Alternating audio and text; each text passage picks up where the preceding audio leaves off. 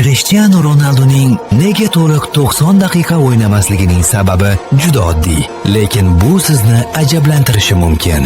Yili qaysi bo'lishidan qat'iy nazar, odamlar Ronaldoning yakuniy hushtakgacha maydonda kamdan kam qolishini sezadi. Sababi esa mana bu. Ko'pchilik avvallari Cristianoning genetik sabablar tufayli boshqa o'yinchilardek ko'p yugura olmasligini o'ylashgan. Biroq Ronaldo o'zi bu mutlaqo noto'g'ri deb aytgan.